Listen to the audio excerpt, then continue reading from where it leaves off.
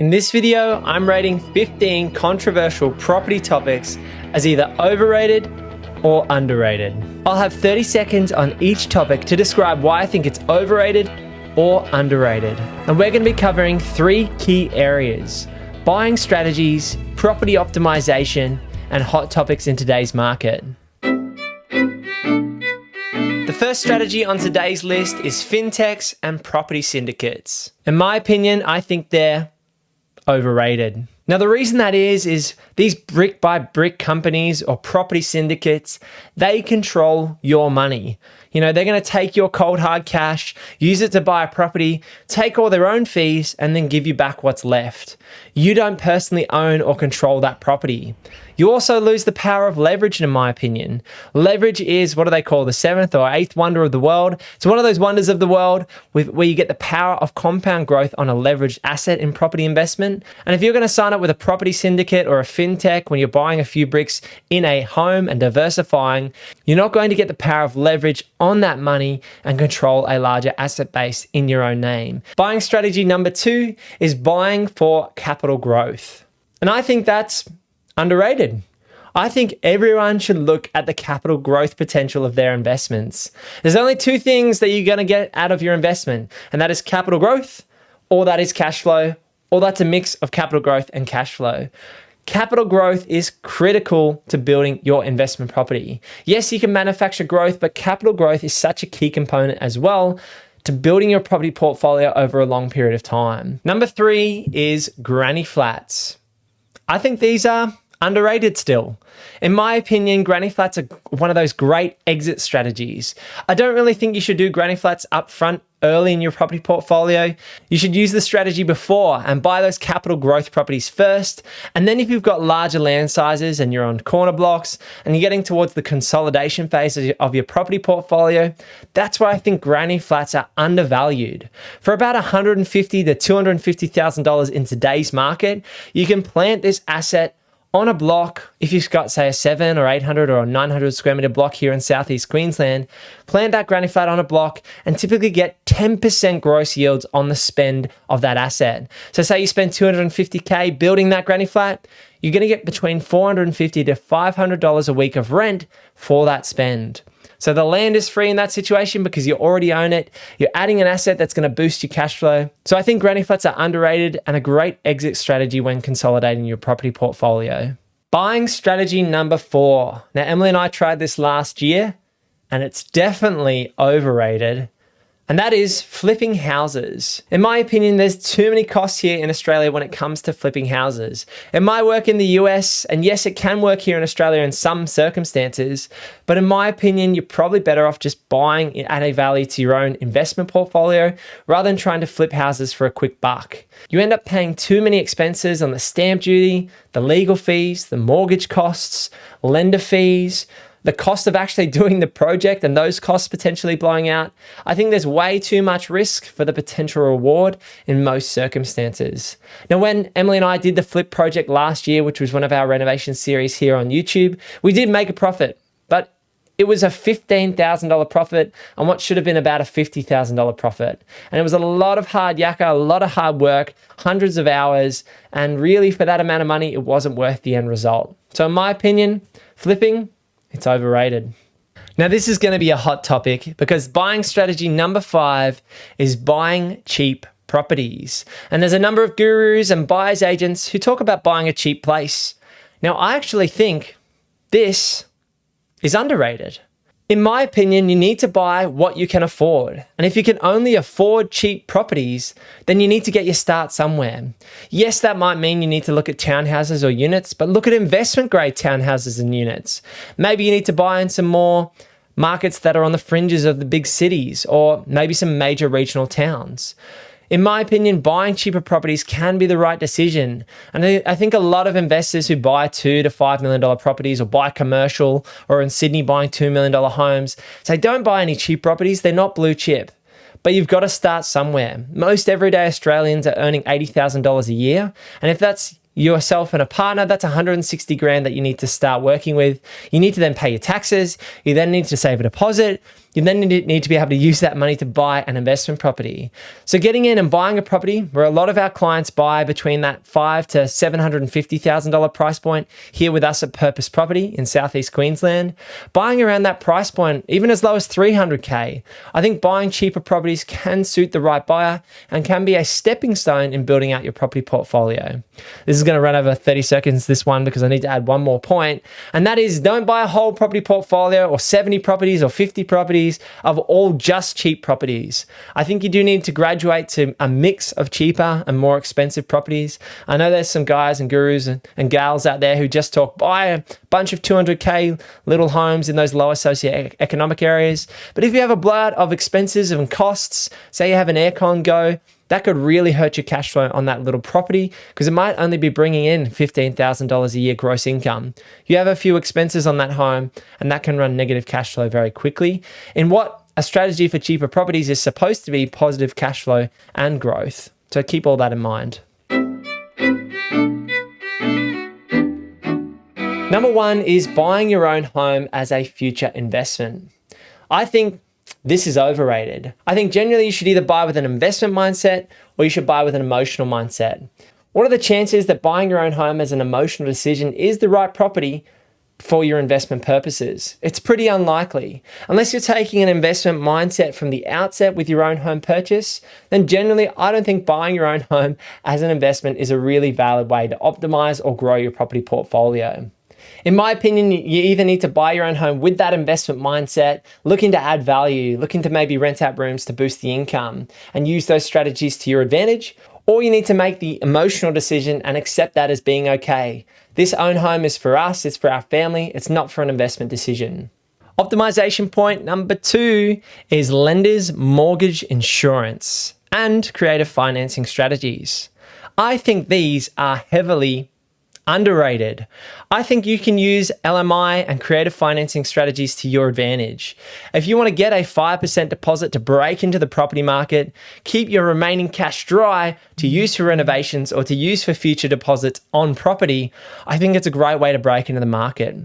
You also get to claim that or capitalize the LMI on your loan, and you also get to claim the interest deductions on the additional debt because it's for investment purposes. So using LMI to buy an investment property and to break into the market that way can be a great decision. Even using LMI on your own home can be a good decision if it's allowing you to keep your powder dry, keep your cash in the bank, and use that for other purposes, whether that's renos or future deposits. Another optimization item here when it comes to property is cosmetic renovations. I think these are heavily underrated. I think more people need to engage project managers or builders to do those minor cosmetic renovations on a property, which could take 8 to 10 weeks.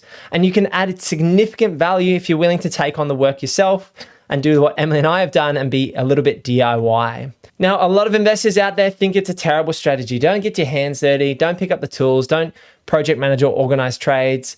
But in my opinion, if you want to fast track your property portfolio journey, you should, yes, look for capital growth, yes, manage your cash flow, but also look to boost it by adding value and fast tracking that journey. You're going to create more equity by adding value through a renovation, a cosmetic reno, and you're also going to get increased cash flow from the rental income.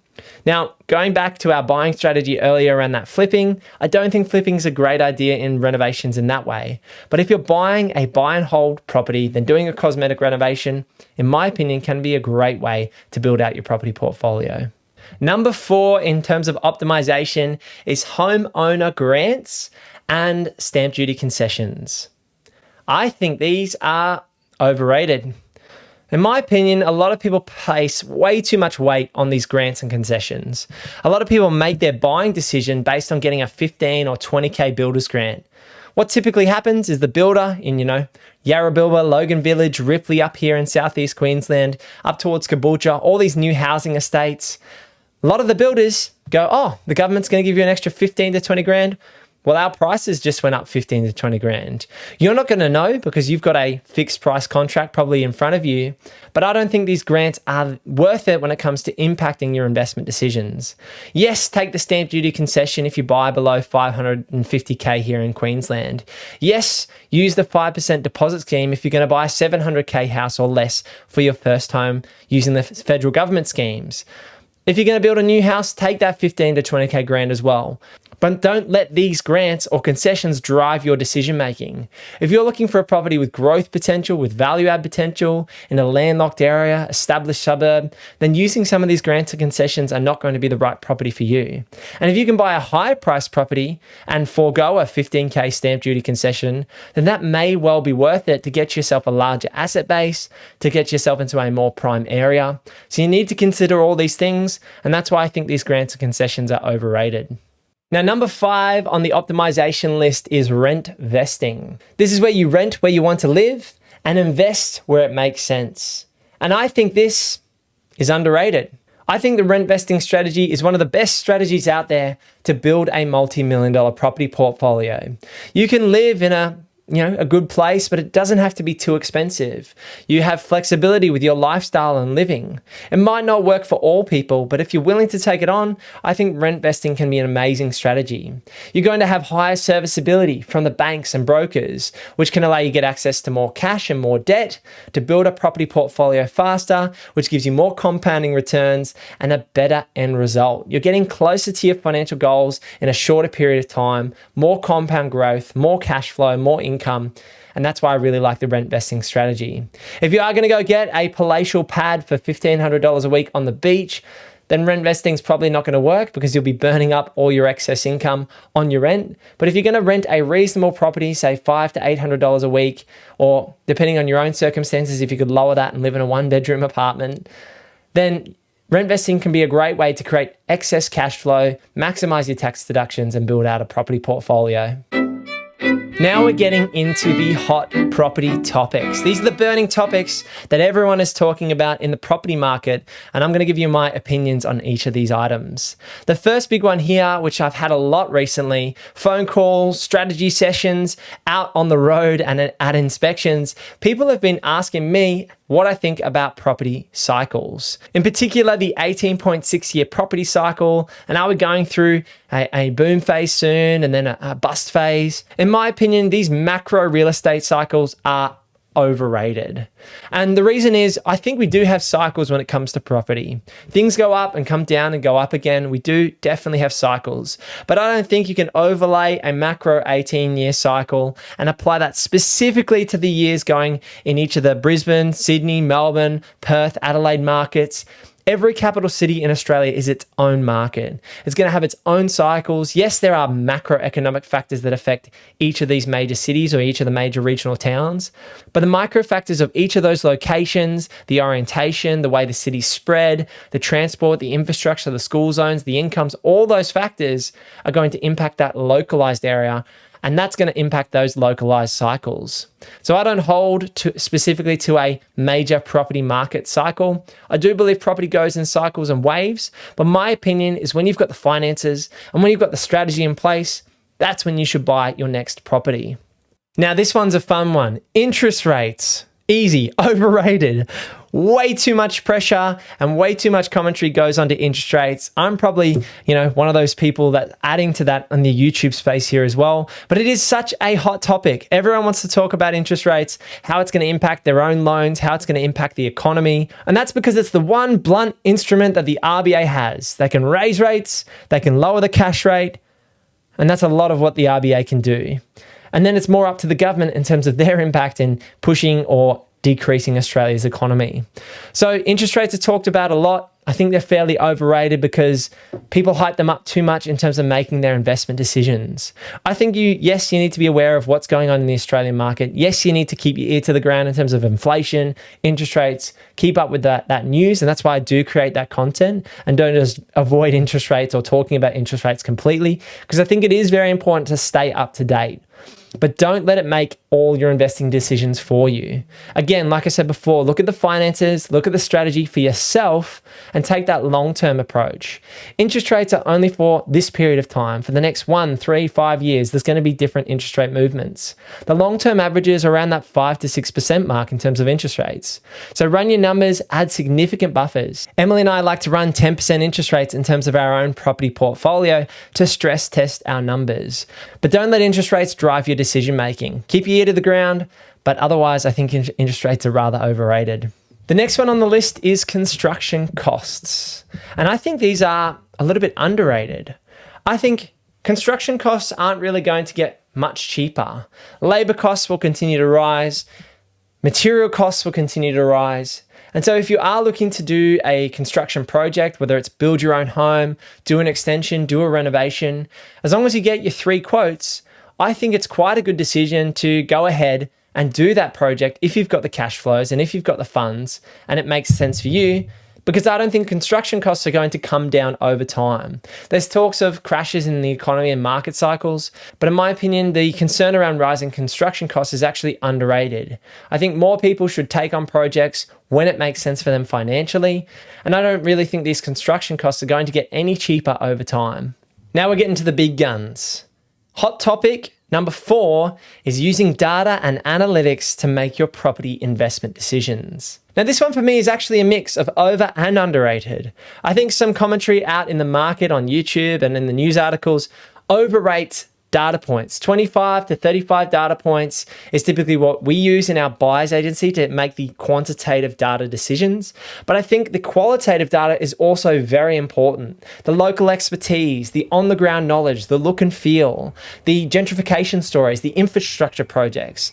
I think it's a little bit overrated because a lot of people put too much emphasis on the data from ABS or from DSR or from SQM or from CoreLogic and don't also look at the qualitative factors. I think you need to look at both the quantitative and the qualitative data when it comes to making that investment decision. So it's great to look at the data, don't get me wrong. Look at many data points, do your research, have a look at as many YouTube videos as you can to get those data points, but also make sure you look at the qualitative data, the local expertise. And that's what we do here at Purpose Property. We're local area experts. We're buyer's agents who specialize here in Southeast Queensland for that specific reason. But for me, in my opinion, being a local area expert gives us an advantage on the ground, bringing together the quantitative and the qualitative data. And number 15 on today's list is buying in regional areas. I think this has been a little bit overrated in recent times. With the pandemic and all chat about the last few years of the sea change and the tree change, I think talking about these regional towns has become a little bit overrated and there's a little bit higher risk with these locations. Don't get me wrong, Emily and I own a unit block in Coffs Harbour, which is a major regional town. But if I'm looking at regional towns, I've seen some buyer's agents and some properties be bought, way out west of Queensland with a town of 3,000 people or 5,000 people. If I'm going to be buying in a regional area, I want to make sure there's multiple economic factors at play, that it's a bit more of a diverse economy rather than a one-trick pony or a one-horse town. So when it comes to these regional towns, I think it's a little bit overrated because I want to be focusing on regional towns which have diverse economies and generally at least 100,000 people. I know some of these property topics and some of my ratings might have been a little bit controversial, so I'd love to hear your thoughts down in the comments below. What do you overrate or underrate on this list? Make sure you drop a like on this video, subscribe to the channel, and click this video over here if you want to hear me chat a little bit more about interest rates this year. I'll see you in the next one. Peace.